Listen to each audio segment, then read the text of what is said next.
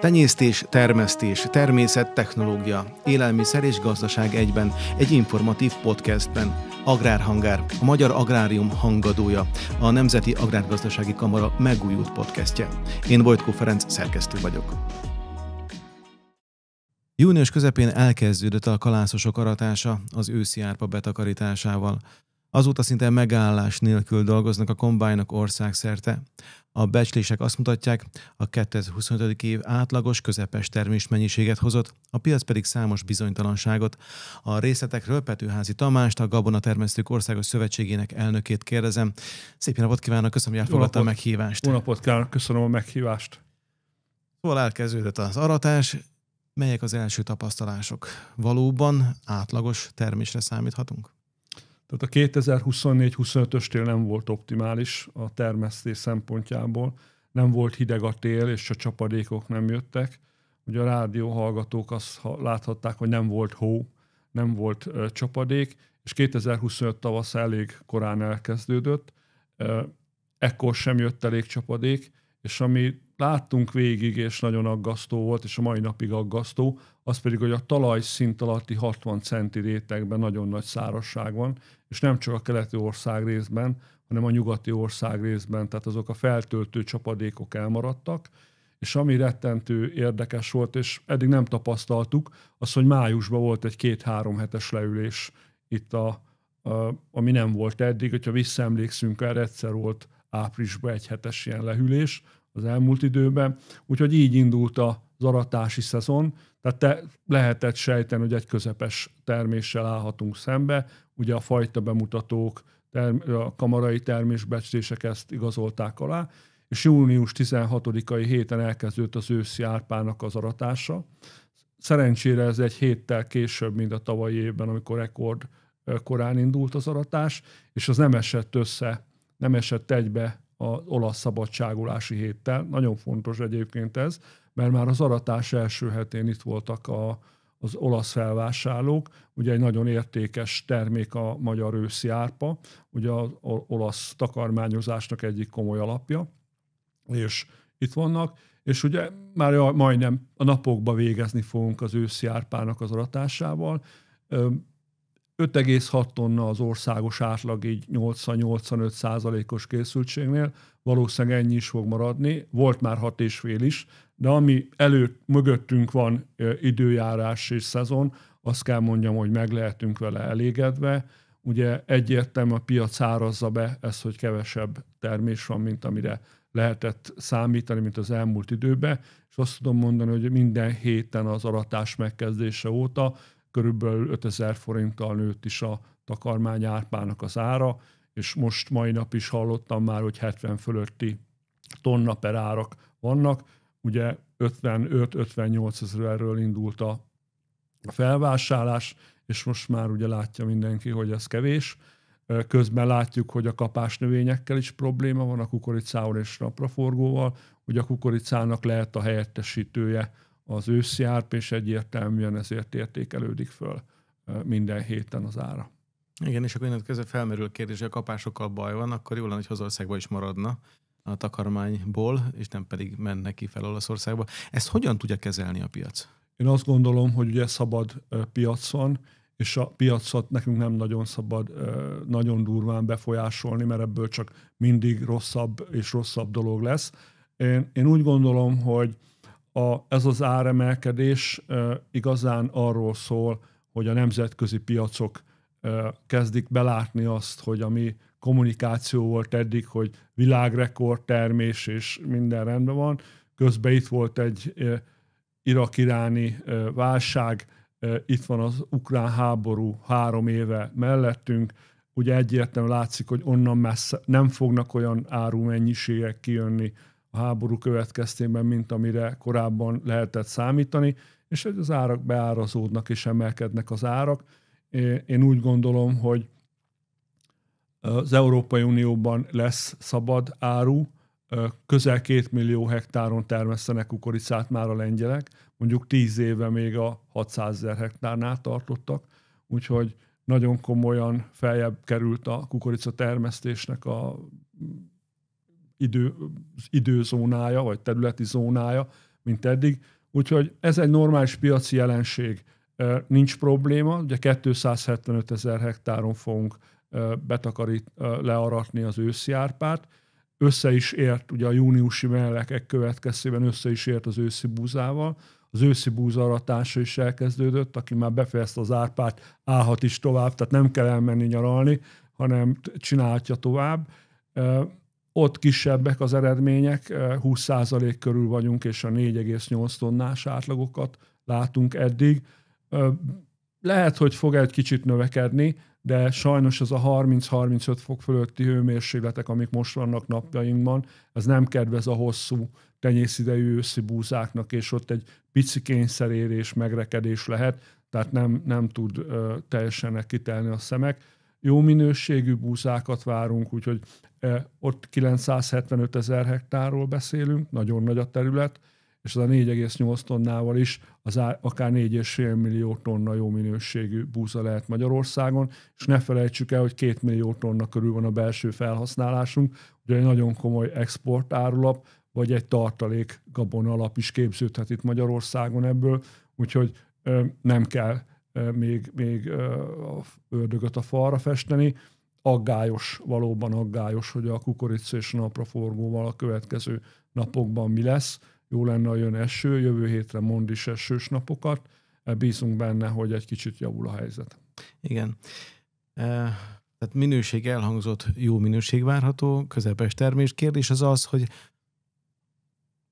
amiről korábban beszélgettünk, hogy az ukrán gabona miként befolyásolja, és vett el piacokat korábban, mondjuk a nyugat-európai piacokat, ahol a magyar búzának volt kereslete, a magyar gabonának volt piaca.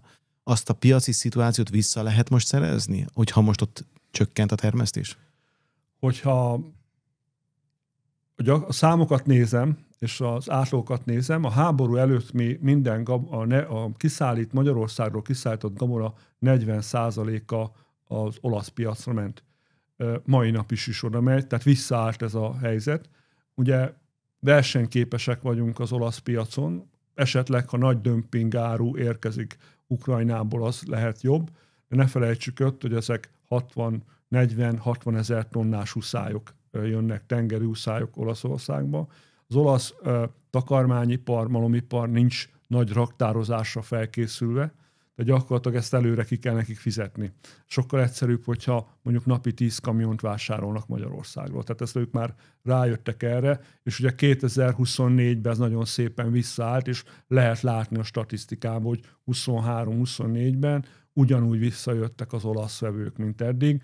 Ugye ne felejtsük el, hogy azt a 10 kamion árut meg lehet mintázni, amikor elindult, tehát amire odaérnek, ők tudják, hogy mit lehet vele kezdeni. Egy uszályba megjön 40-60 ezer tonna áru, és akkor ilyen zsákba macskának tűnik, ugye, hogy az elmesélésekből, hogy az uszály alján messze nem az a minőség volt, mint a tetején. Tehát magyarul a piac visszarendeződött. Igen. Már elnök úr említette, hogy a klímaváltozás miatt a kapás növényeknél gond van. Ez a klímaváltozás, és részben említette, hogy ugye, ha végignézzük, hogy milyen volt az ősztől eltelt idő, tehát mi az, ami csapadék hiányzik, 60 cm mélységig. Ez a jövőt illetően milyen hatással lehet az egész magyarországi gabona termesztésre?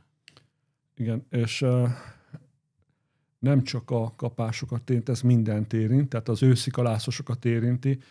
Ne felejtsük el, hogy a legszembetűnőbb ez, hogy a statisztikákat nézzük, hogy a 3 éve még 250 ezer hektáron termesztett őszi káposzta repcéből csak 144 ezer hektár volt már termesztve. Egyértelműen az őszi szárazságok miatt nem termesztik a növények, tehát a klímaváltozás és mondjuk növényvédelmi problémák miatt az őszi káposzta repce is nagyon nagy probléma van. Látni kell azt is, hogy a kalászos növényeknél is változás van, jobban bírják, a korábban kell vetni ősszel, nagyobb vetésterületen fogunk kalászosokat vetni, és egy természetes dolog, hogy a kapásnövények pedig egy picit visszaszorulnak. Ez az egyik része. A másik pedig az a szabályozás része, ami azt gondolom, hogy számos kihívás jelent. Egy nem is olyan rég pont ön által mondott gondolatot hadd idézzek ide. A versenytársak jóval enyhébb szabályozási környezetből érkeznek. Azaz a helytállása a magyar gazdák számára sokkal keményebb. Itt ez alatt mit értünk? Ugye itt az ukrán gabonáról volt szó.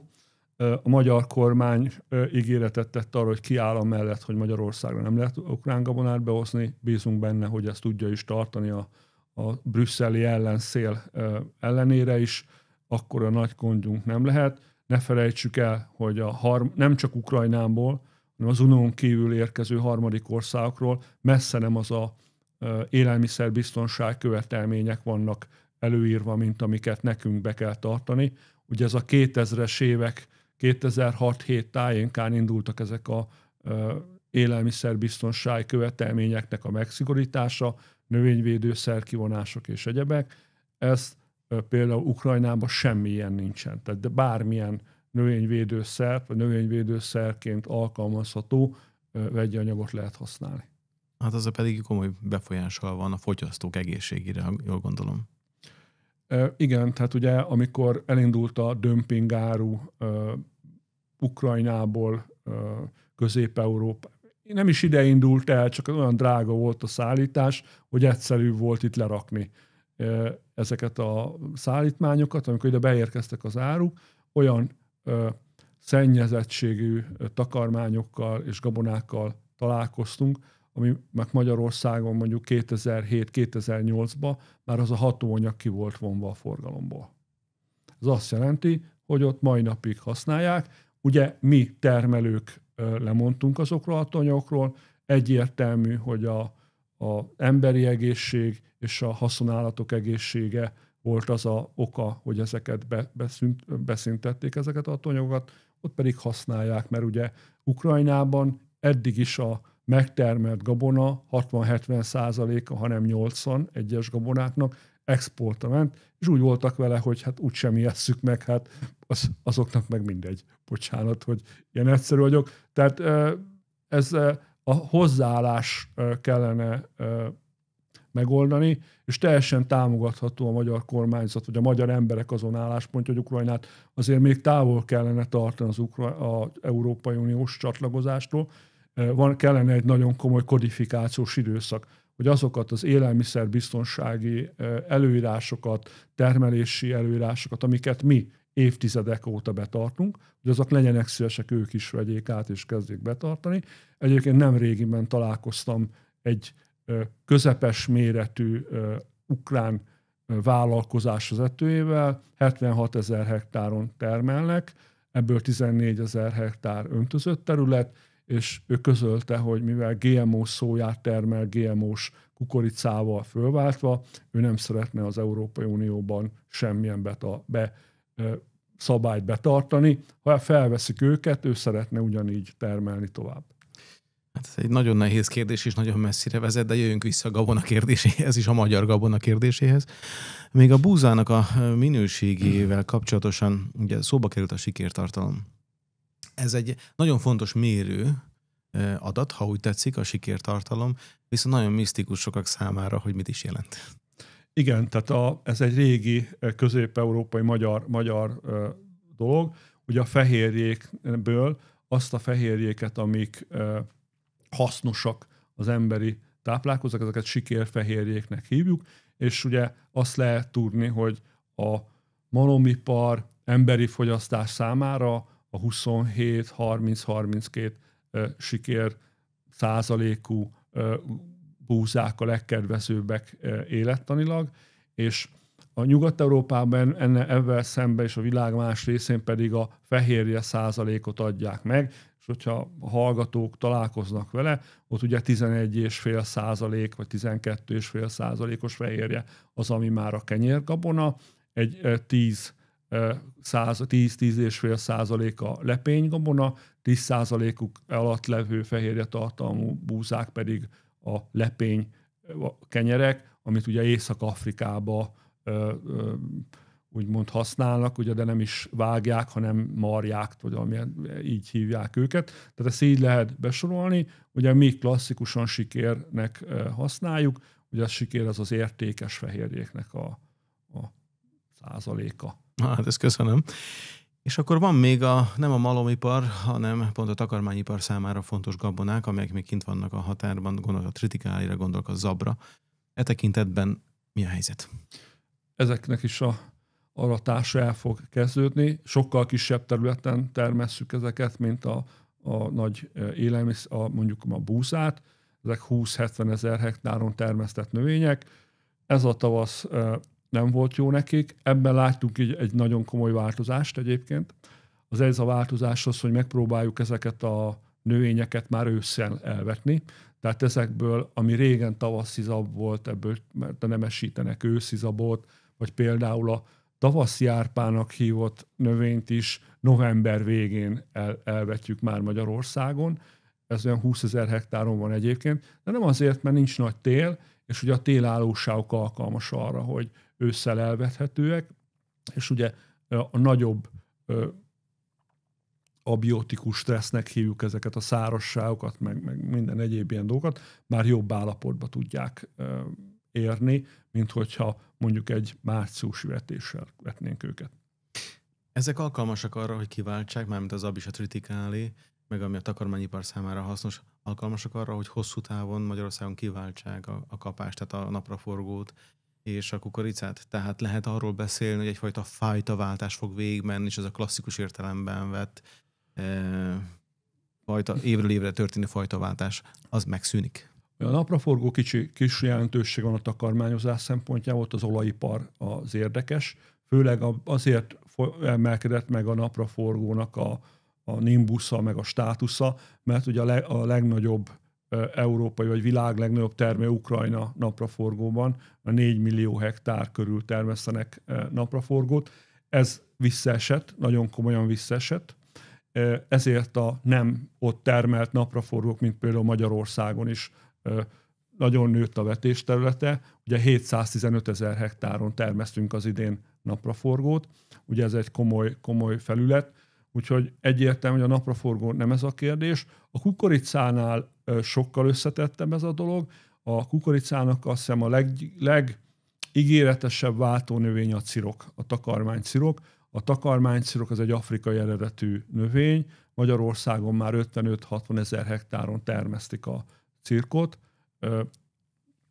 Többféle cirok van, ugye az útszélén lehet látni ilyen szép, hosszú, nagy cirkokat, ugye azok nem seprű cirkok, azok tömegtakarmány cirkok, ami silócirok, és ugye ebbe a tejelő szarvasmarháknak csinálnak tömegtakarmányt, erre nagyon alkalmas egyébként, és úgy néz ki, hogy a magyarországi tejelő szarvasmarha takarmányozást nagyjából meg is lehet ezzel oldani. Viszont a takarmánykukoricánál a cirok még gyerekcipőben jár, azt lehet mondani, hogy ugye az 700 000 hektáros kukoricát egy 55 000 hektáros cirokkal nem lehet még kiváltani, de folyamatos a fejlődés, és egy szép, normális ütemben fejlődik, akár 200 000 hektár cirok is lehet Magyarországon. És akkor még csak egy jövőkép a végére. Milyennek látja magyar gabona termesztés jövőjét? Én úgy gondolom, hogy a 2022-es asszály után 2023-ban még reménykedtünk, hogy többet nem lehet ilyen. 24-ben szembesültünk újra júliustól, 25-ben júniustól szembesültünk ebben. Tehát egyértelműen mindenkinek a saját lehetőségei, adottságaival át kell tekinteni, meg kell nézni, hogy miben jó, miben tud úgymond újra jövedelmező termesztést folytatni, és mik azok a növények, kultúrák, mik azok a vetésforgó, ami alkalmas arra, hogy az a megváltozott klímában jövedelmezőséget termeljen. Én úgy gondolom, a szántófél növénytermesztők alkalmasak erre a kihívásra, és 1-2 év alatt fogunk tudni alkalmazkodni ahhoz, hogy ekkora krízisek, mint amit az elmúlt években voltak, ne legyenek. Köszönöm szépen. Köszönöm a lehetőséget. Eddig tartott a mai beszélgetésünk. Ne feledjék, hetente 2-szer új tartalommal várja ezen a felületen is az Agrárhangár, a Magyar Agrárium hangadója, a Nemzeti Agrárgazdasági Kamara podcastje.